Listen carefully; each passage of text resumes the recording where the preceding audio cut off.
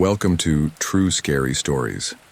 This is the place where we share real horror stories, paranormal experiences, and mysterious phenomena from around the world.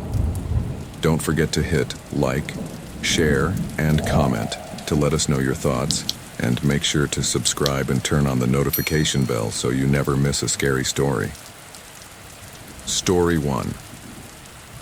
Let me take you on a journey down the lonely stretches of Route 66, where the past refuses to rest, and the restless dead still walk among the living. This story takes place in Albuquerque, New Mexico, at a place called the Vado Motel. Picture this. It's a warm summer evening, the kind that lulls travelers into a false sense of comfort. You pull into the Vado Motel, a relic of another time, standing since 1937. The neon lights flicker slightly, casting an eerie glow against the worn facade. It feels as though time stopped here decades ago, and something about it makes your skin crawl. But you're tired from the road, and the thought of a soft bed is too tempting to resist. You check in, noticing the old-fashioned bell on the counter, a relic of a time long past. The clerk barely acknowledges you, and something in their eyes seems distant. You shrug it off and make your way down the creaky, dimly lit hallway to your room. The walls feel like they're closing in, and the scent of something old and decaying lingers in the air. As you settle into your room, something feels wrong. Maybe it's the silence. Maybe it's the cold draft sneaking under the door, even though the night outside is still warm. You try to brush it off, convincing yourself it's just your mind playing tricks after a long day of driving. But then you hear it. A soft shuffle in the hallway. Footsteps. They grow louder, pacing back and forth outside your door. Your heart races. Could it be another guest? You decide to take a look. You open the door slowly, your breath catching in your throat. The hallway is empty, not a soul in sight. You step outside, the wooden floor creaking beneath your feet. But the air feels thick, oppressive, as if you're being watched by unseen eyes. Then, just as you're about to retreat back into the safety of your room, the door at the far end of the hall slams shut with a deafening crash. You jump, your pulse pounding in your ears. You rush back inside, lock the door, and sit on the bed, trembling. But the silence doesn't last long. The footsteps return, closer this time, right outside your door. They're slow, deliberate, as though someone, or something, is pacing back and forth. You can hear breathing, low and ragged, just on the other side of the wall. You hold your breath, praying it will stop. But then, as if it were waiting for the perfect moment, you hear a soft, almost imperceptible knock on your door. Tap, tap, tap. Your blood runs cold. You want to scream, but your throat is dry, your body frozen in fear. Slowly, the doorknob begins to turn, rattling gently, as though whoever, or whatever, is on the other side is testing it. And then, with a sudden jolt, it stops. Silence falls again, thick and suffocating. You wait, every muscle in your body tense, listening for the slightest sound. But nothing happens. Hours seem to pass as you sit there, waiting, your heart pounding in your chest. When morning finally comes, the pale light of dawn creeps through the curtains, and you gather the courage to open the door. The hallway looks the same, but something feels different. Colder. As you walk to the front desk to check out, the clerk barely glances at you, but you notice something in his eyes this time. It's almost as if he knows what happened. As you hand him the key, you muster the courage to ask, "Was there someone else staying here last night?" The clerk looks up slowly, his face pale and expressionless. "You're not the first to ask that," he says in a low voice. "This place, it has a way of keeping people. Some check in, but they never really leave." You feel a chill crawl up your spine. You can't get out of there fast enough. As you drive away from the Vado Motel, you glance in the rearview mirror, and for just a moment, you swear you see a figure standing in the window of the room you stayed in, watching, waiting for the next weary traveler to stop by. Story 2. Let me take you on a journey down Clinton Road, New Jersey, a place where darkness itself seems to breathe. They call it the most haunted highway in America, and after tonight, you'll understand why. Picture this. It's late, perhaps close to midnight, and the road stretches ahead, narrow and winding. The trees press in on both sides, tall and foreboding, their twisted branches casting shadows that seem to move. The moon is a mere sliver in the sky, offering just enough light to make the dark even more menacing. The silence is thick, oppressive, like the forest itself is holding its breath. You're driving alone. The hum of your engine is the only sound. As you take a sharp turn near Dead Man's Curve, the temperature in your car drops suddenly, so cold you can see your breath fogging the windshield. That's when you feel it, the presence of something watching. You glance in the rearview mirror, and for just a second, you see the faint outline of headlights far behind growing closer, brighter. A truck. At first, it's just an old beat-up pickup. You tell yourself it's probably some local out for a late-night drive, but something about it feels wrong. The truck gets closer, the headlights glaring in your mirror. It's speeding up. Before you can react, it's tailgating you, so close you can almost feel the heat of its engine. Heart pounding, you push the accelerator, trying to put some distance between you and this aggressive driver. But the truck matches your speed, then it speeds up even more. Its horn blares, a deafening, angry sound that makes your skin crawl. It swerves left, then right, as if trying to force you off the road. Panic surges. You grip the wheel tighter, knuckles white, but then the truck vanishes. Not slows down, not pulls off the road. It simply disappears. 1 second it's there, headlights blazing like twin suns behind you, and the next, nothing. No sound, no lights, just the suffocating blackness of the road ahead. You let out a shaky breath, trying to convince yourself it was a trick of the mind. Maybe you imagined the whole thing. But the cold that lingers in your bones tells you otherwise. And then, as you pass by the reservoir, something catches your eye. A figure standing by the water's edge. A boy. His clothes are wet, clinging to his small frame, and his eyes empty. He's just staring, motionless. You don't slow down, but as you speed past, you swear you hear a voice, faint but clear. Help me. Your skin prickles. You know the legend. People say a boy drowned here years ago. Some say he was pushed. They say he still haunts this road waiting for someone to save him. But no one can. He's just another lost soul on Clinton Road, trapped in an endless loop of death and despair. The road stretches on, but your journey is far from over. Even if you make it out tonight, Clinton Road won't let you forget. You'll dream of that boy, those headlights, and that cold, unshakable feeling that something is still following you. Story 3. Let me tell you about Route 44 in Rehoboth, Massachusetts. A quiet, unassuming stretch of road by day, but when the sun goes down, it becomes something else entirely.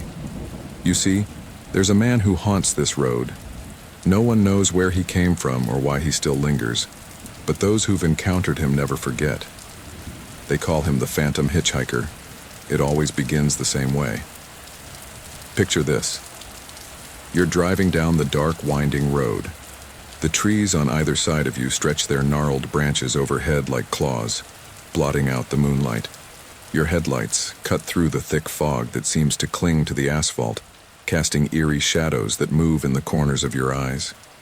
Your radio flickers with static just for a moment, and your pulse quickens, though you can't explain why. That's when you see him. A figure up ahead, standing on the side of the road.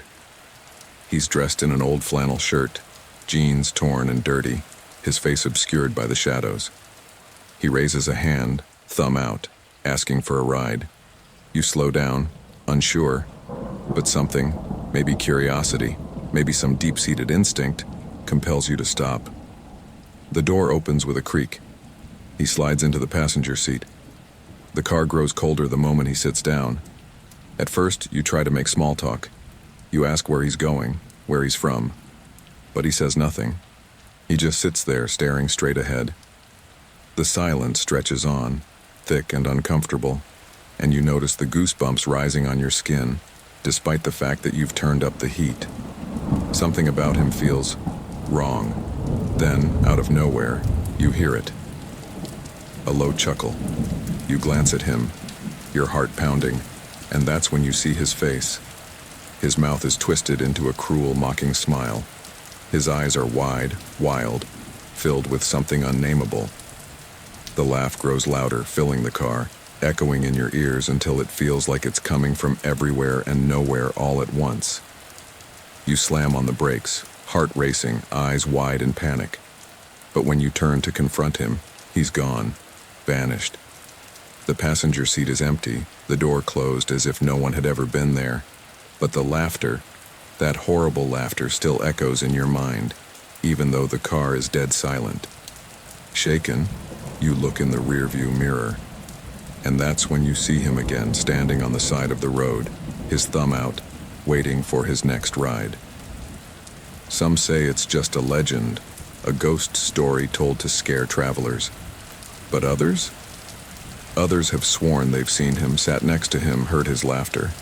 They'll tell you, as sure as the sun will set, the phantom hitchhiker is real. So, the next time you find yourself driving down Route 44 on a foggy night, and you see a man in flannel thumbing for a ride, think twice before you stop. Because once he gets in your car, there's no telling if he'll ever leave. Story 4. It was a cold, misty night in Chicago, and the air felt heavier than usual, as if the city itself was holding its breath. I found myself driving down Archer Avenue, a road notorious for its ghostly past. The streets were eerily quiet, and the headlights of my car barely pierced through the thick fog. I had heard the stories of Resurrection Mary, the girl who haunts these very streets. But those were just tales, right? Urban legends to scare people like me, who had no business driving down such a cursed road. I kept telling myself that as I gripped the wheel tighter, trying to shake the creeping feeling that something was watching. Then, out of nowhere, I saw her. A figure appeared at the side of the road, barely visible through the fog. She was wearing a white dress that seemed to glow faintly in the dark. Her long blonde hair hung over her shoulders, and her pale face looked down, hidden in shadow. My heart pounded in my chest as I slowed down almost unconsciously until I came to a stop beside her. She looked lost, maybe in trouble. Before I could even think, my hand reached for the window. I rolled it down and called out, "Are you okay? Do you need a ride?" Without a word, she nodded and moved slowly toward the car. The passenger door opened with a soft creak, and she slipped inside, her movements slow and unnatural. As she settled in, I felt a sudden chill in the air. The temperature inside the car seemed to plummet, and I could see my breath fogging up the windshield. I glanced over at her. She sat there, motionless, staring straight ahead, her hands folded neatly in her lap. Her skin was impossibly pale, almost translucent, and her eyes were blank, empty, like they had seen something far beyond this world. I tried to make conversation, but she remained silent, her gaze never leaving the road. The silence between us was thick, almost suffocating. Every second that passed felt like an eternity. My heart raced, and I could feel the cold sweat forming on my forehead. Then, without warning, the car began to sputter. The engine whined and groaned, and the headlights flickered as if something was draining the life out of it. I pressed the gas pedal, but it was no use. The car was slowing down on its own. Panic surged through me. I turned to her, desperate to understand what was happening. But when I looked, she was gone. The passenger seat was empty. My heart nearly stopped as I slammed on the brakes, the car screeching to a halt in the middle of the road. I whipped my head around, searching for any sign of her, but the fog had swallowed everything. The road behind me was empty, just as it had been before. But then, I saw it. In the distance, near the gates of a resurrection cemetery. She stood. Her white dress fluttered softly in the cold night air, her figure barely visible in the mist. She turned slowly, just enough for me to catch a glimpse of her face, those empty, lifeless eyes staring back at me. And then, just like that, she vanished into the fog. I sat there, frozen in my seat, my hands shaking uncontrollably on the wheel.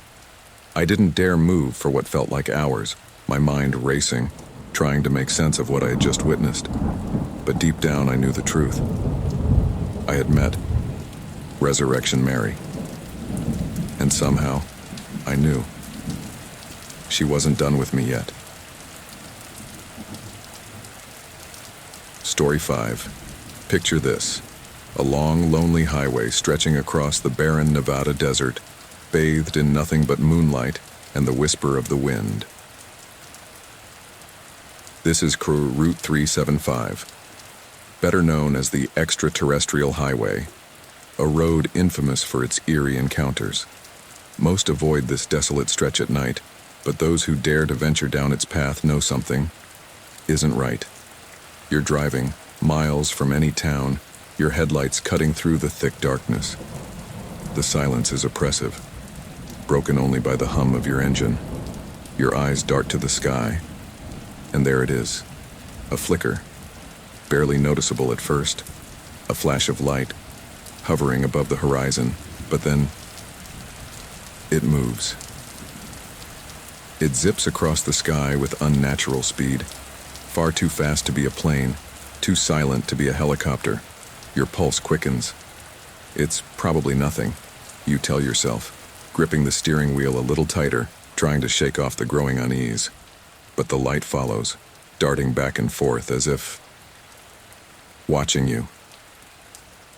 And then, in an instant, it's gone. Just as suddenly as it appeared, the night is calm again. You take a deep breath, trying to rationalize it away. But just as you feel yourself starting to relax, your radio crackles. Static. You haven't touched the dial, but the noise grows louder, filling the car with a low, unsettling hum. There's no signal out here. There shouldn't be anything. You glance in your rearview mirror and your heart skips a beat. Behind you, far in the distance, you see headlights, but they're coming up fast. Too fast. What kind of vehicle could move like that out here? Panic begins to set in as the lights grow brighter, closer. A truck? Number. It's moving too swiftly, impossibly fast.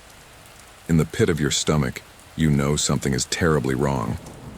Suddenly, the lights are right behind you, blinding, filling your car with a white, unnatural glow. You slam on the gas, trying to outrun whatever is chasing you. Your heart pounds in your chest as you push your car to its limit. But the lights, they stay with you, almost toying with you, flickering and swerving as if you're part of some twisted game. And then, darkness. The lights disappear, leaving you in eerie silence once more. You can barely catch your breath. You pull over, your hands trembling as you grip the wheel, trying to make sense of what just happened. But the night isn't done with you yet. Out of the corner of your eye, you see a figure on the side of the road. Just a silhouette at first, standing perfectly still. Your blood runs cold as it steps forward, into the pale light of your headlights. It's humanoid, but not quite right.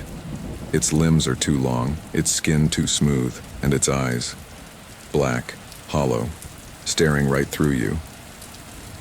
You can't move, you can't breathe.